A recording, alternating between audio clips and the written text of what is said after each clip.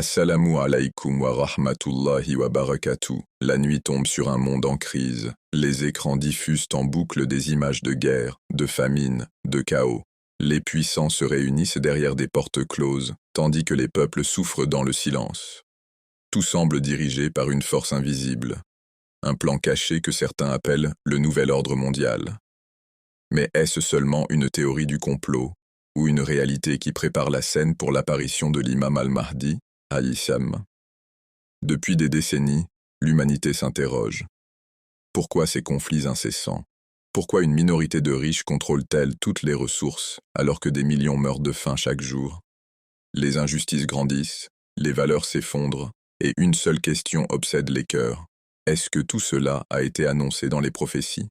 Dans les traditions islamiques, il est dit qu'avant l'apparition de l'imam al-Mahdi, le monde sera rempli d'injustice et d'oppression. Les puissances corrompues domineront les peuples, les systèmes seront manipulés, et l'homme ordinaire n'aura plus de refuge.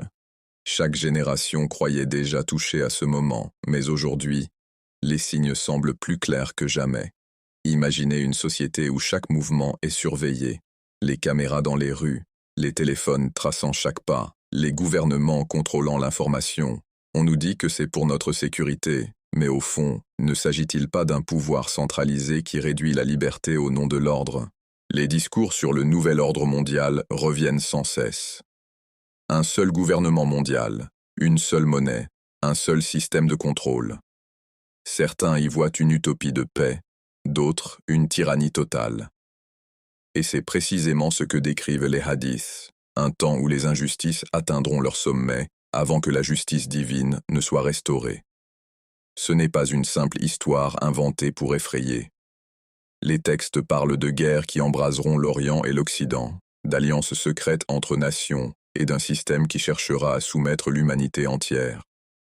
Les sages ont averti que ces épreuves ne sont pas le fruit du hasard, mais font partie d'un plan plus vaste que nous ne comprenons pas toujours. Le cœur des croyants s'interroge. Chaque crise, chaque manipulation politique, chaque décision prise dans l'ombre résonne comme une preuve supplémentaire que nous approchons de ce moment. Les gens ne font plus confiance aux dirigeants, ni aux médias, ni aux institutions. Ils cherchent des réponses ailleurs, dans les paroles des prophètes et des imams. Et si le nouvel ordre mondial n'était pas seulement une stratégie humaine, mais aussi un signe divin? Et si cette concentration de pouvoir mondial n'était qu'une étape avant la venue de celui qui doit briser toutes les chaînes? Le monde est comme une pièce de théâtre où chaque acteur joue son rôle. Les tyrans accumulent le pouvoir, les peuples crient pour la justice, et dans l'ombre, les prophéties s'accomplissent une à une. Ceux qui connaissent les traditions voient dans ce chaos une logique. Avant la lumière, il y a toujours l'obscurité, et c'est là que se dessine l'attente la plus ardente de l'histoire. Car au milieu de ce désespoir, une promesse divine subsiste. L'imam al-Mahdi apparaîtra pour remplir la terre de justice, comme elle aura été remplie d'oppression. Le prophète Mohammed nous a transmis un message d'espoir à travers les siècles. Il a annoncé qu'à une époque où le monde serait plongé dans l'injustice, un homme de sa descendance apparaîtrait pour rétablir la justice et la vérité. Cet homme, c'est l'imam al-Mahdi, alayhi. Les traditions islamiques décrivent un monde bouleversé avant son apparition. Les guerres se multiplieront, les oppresseurs s'enrichiront, et les pauvres seront réduits au silence. Les valeurs spirituelles seront remplacées par la corruption et l'avidité. Les gens chercheront la lumière, mais ne trouveront que des ténèbres. C'est dans ce climat de désespoir que la promesse divine prendra vie. Il est dit que l'imam al-Mahdi sera un descendant direct du prophète, issu de la lignée de l'imam Hussein, alayhi. Son nom sera comme celui du prophète, et il se lèvera au moment où l'humanité en aura le plus besoin. Son apparition ne sera pas un simple événement historique. Ce sera un tournant pour toute l'humanité, un basculement du pouvoir entre les mains des tyrans et celles de la justice divine. Le monde actuel semble se rapprocher de cette description. Nous voyons des alliances étranges entre nations, des guerres éclatant sans raison apparente, et des décisions globales qui paraissent orchestrées par une élite cachée. Beaucoup y voient les signes du nouvel ordre mondial. Mais pour les croyants, ce n'est qu'une confirmation des prophéties transmises depuis des siècles. Les hadiths mentionnent que le Mahdi viendra lorsque la terre sera saturée d'oppression. Aujourd'hui, nous voyons les injustices se normaliser. Les enfants meurent de faim dans certaines régions, pendant que d'autres pays gaspillent en leurs richesses. Les inégalités atteignent des niveaux jamais vus, et dans cette obscurité, le croyant se rappelle les paroles du prophète. La fin des temps sera marquée par l'injustice, jusqu'à ce que mon descendant apparaisse et ramène la justice. L'apparition de l'imam al-Mahdi ne sera pas seulement un soulèvement politique, ce sera une révolution spirituelle. Il ne viendra pas pour conquérir par la force seule, mais pour transformer les cœurs et les esprits. Les traditions disent que son règne durera des années et que sous lui, la paix et la prospérité reviendront. Les richesses seront distribuées équitablement et les peuples vivront sans oppression. Mais avant cela, l'épreuve sera immense. Le monde traversera une période de chaos qui testera la foi des croyants. Beaucoup se perdront, certains douteront, d'autres suivront de faux sauveurs. Les hadiths parlent de charlatans qui prétendront être le Mahdi et qui tromperont des foules entières. C'est pourquoi le prophète a averti ses compagnons.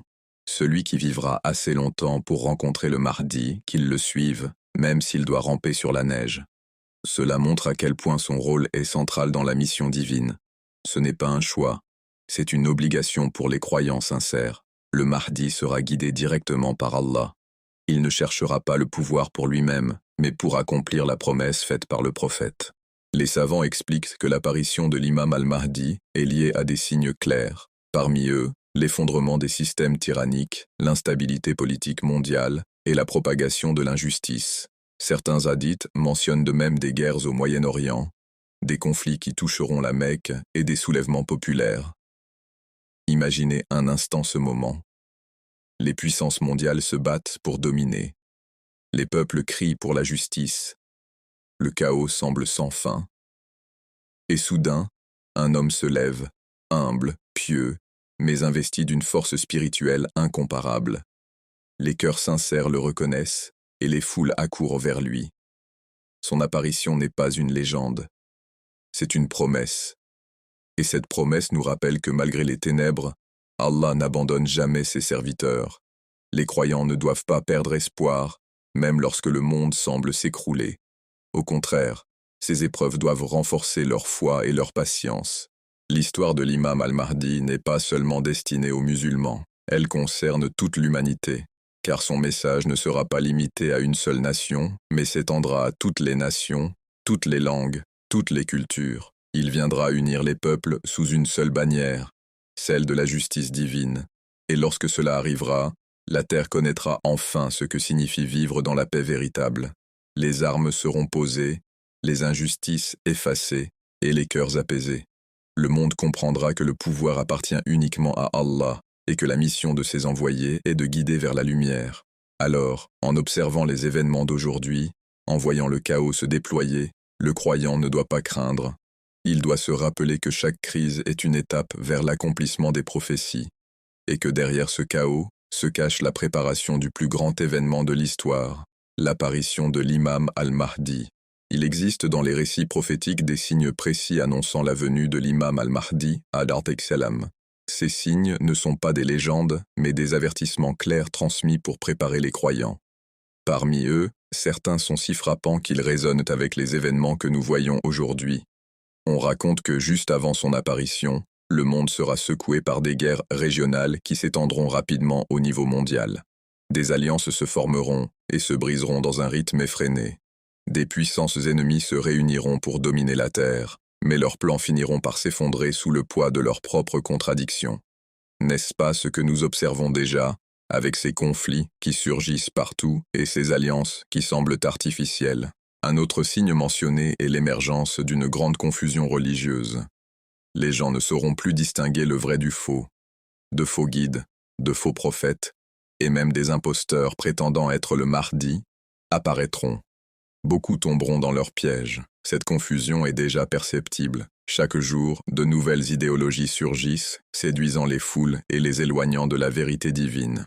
Les hadiths évoquent aussi un grand cri venant du ciel. Ce cri sera entendu par tous, dans leur propre langue, et il annoncera la vérité concernant le Mahdi. Mais attention, le même jour, une autre voix, trompeuse cette fois, s'élèvera pour semer le doute et pousser les hommes vers l'erreur. Cette confrontation sonore entre la vérité et le mensonge sera une épreuve décisive pour les cœurs.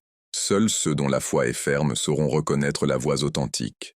Les récits parlent également d'un signe dans la péninsule arabique. Des luttes sanglantes éclateront autour de la Kaaba, et un conflit pour le pouvoir plongera la Mecque dans le chaos. C'est dans ce climat de tension que l'imam al-Mahdi sera reconnu et que les croyants le prêteront serment, entre la pierre noire et l'angle de la Kaaba. Ce moment sera historique, car il marquera le début de sa mission publique.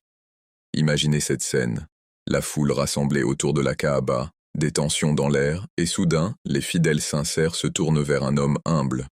Ils reconnaissent en lui les signes transmis par le prophète. Malgré son refus initial, ils l'entourent et le forcent à accepter l'allégeance. À partir de cet instant, son identité ne sera plus un secret. L'imam attendu est parmi eux. Mais sa mission ne sera pas simple. Très vite, les tyrans du monde réagiront. Ils tenteront de l'éliminer, de l'isoler et de semer le doute sur lui. Les médias, les armées et les puissances politiques s'uniront pour étouffer son message. Pourtant, rien ne pourra l'arrêter, car sa force ne vient pas de lui-même, mais d'Allah. Un autre signe bouleversant est celui du soulèvement de l'armée du Soufiani. Cet ennemi juré du Mahdi, issu de la région du Cham, mobilisera ses forces pour détruire la vérité. Son armée immense se dirigera vers la Mecque, mais les récits annoncent un miracle. Alors que cette armée traversera le désert, la terre s'ouvrira et l'engloutira entièrement. Cet événement sera un signe irréfutable pour l'humanité entière, prouvant que le Mahdi est véritablement choisi par Allah. Les traditions parlent aussi d'un homme venant du Khorasan, brandissant des drapeaux noirs. Son mouvement sera l'un des précurseurs annonçant l'imminence de l'apparition du Mahdi. Ses armées, marchant avec détermination, rallieront les croyants et prépareront la voie.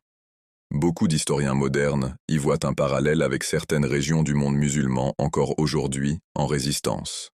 La terre entière semblera vibrer de signes, des éclipses inhabituelles, des catastrophes naturelles et des bouleversements politiques indiqueront que l'histoire arrive à son point culminant. Les injustices atteindront un niveau insupportable et c'est alors que la promesse divine s'accomplira. Le Mahdi ne viendra pas comme un roi riche ou un général arrogant. Il sera humble, vêtu simplement, et marchera parmi les gens comme l'un d'entre eux. Pourtant, il portera en lui une lumière que nul ne pourra nier. Ceux qui le verront avec un cœur pur sauront instantanément qu'il est l'élu. Ce moment ne sera pas seulement un tournant religieux. Ce sera un bouleversement global. Les systèmes financiers s'écrouleront, les grandes puissances perdront leur influence, et les peuples chercheront un nouveau modèle.